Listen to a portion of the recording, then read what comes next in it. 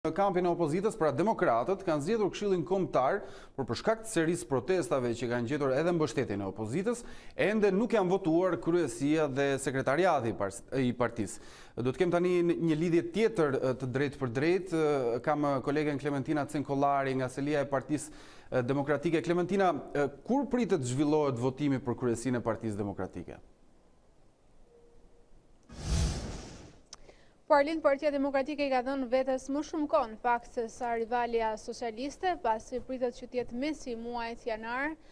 para se sa të thirret në sesionin e ri parlamentar kuvendit të Shqipërisë, që Partia Demokratike të thrasë Këshillin Kombëtar për të votuar dhe për të zgjedhur prej aty kryesinë e re, me cilën zoti Basha do të kërkojë fitore në zgjedhjet e vitit të ardhshëm. Mburimet të sigurta të Partisë Demokratike i kanë thënë televizionit tonë se pritet që nga 60 që është numri i anëtarëve aktual në kryesinë e Partisë Demokratike të ketë një reduktim në numrin 25, nga të cilët 15 do të jenë me garë. Ndërkohë që pjesë e kryesisë së Partisë Socialiste është sekretari i përgjithshëm, janë 2 nënkretarët dhe do të jenë edhe 3 sekretariate, ka gjithashtu edhe këtu një reduktim Marlin, do të ketë deri tani 3 sekretariate tematik, thonë burimet për A2 News, do të jetë sekretari organizativ, ai i burimeve njerëzore dhe i marrëdhënieve me jashtë. Kujtojmë që deri tani kryesisht Partia Demokratike ka funksionuar me departamente, por lidershipi demokrat ka vendosur të bëjë një riorganizim tjetër. Ndërkohë, në momentet që flasim, a ka emra konkret për të gjitha këto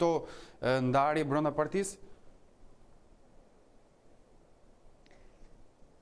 Deri tani mund të themi që i vetmi emër që është lakuar dhe sepse e ka rikonfirmuar edhe vetë është zoti Arben Ristani, i cili kërkon edhe një herë të ketë detyrën e sekretarit të përgjithshëm, por burimet tona thonë se gjatë kësaj periudhe zoti Basha ka pasur kontakte me 3 persona të cilët nuk janë deputet të Partisë Demokratike për të diskutuar mundësinë që një prej tyre të jetë sekretari i përgjithshëm, por deri më tani duhet thënë Arlind nuk ka asnjë emër, le të themi që të gjithë ata që aspirojnë janë në nethet e muajit janar, nga ku edhe do të bëhet zgjedhja e sekretarit përgjithshëm si dhe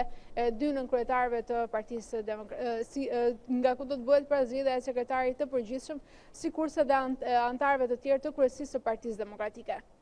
Klementina, opozita u rikthye në seancën e fundit në parlament, por ajo që mbeti e ngrirë është një çështje për cilën opozita ka qenë mjaft e angazhuar, që është reforma zgjedhore. A ka një qëndrim tjetër apo i mbetet njëjtit qëndrim opozita në këto momente?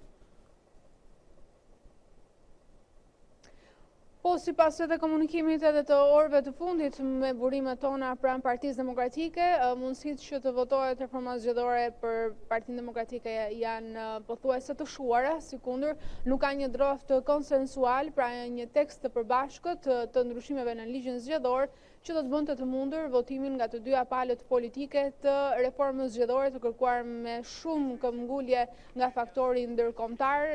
pavarësisht përpjekjeve që kanë bërë selit diplomatike në Tiranë për të gjetur palët një konsensus që në fakt do duhet finalizohej me një seancë të jashtëzakonshme,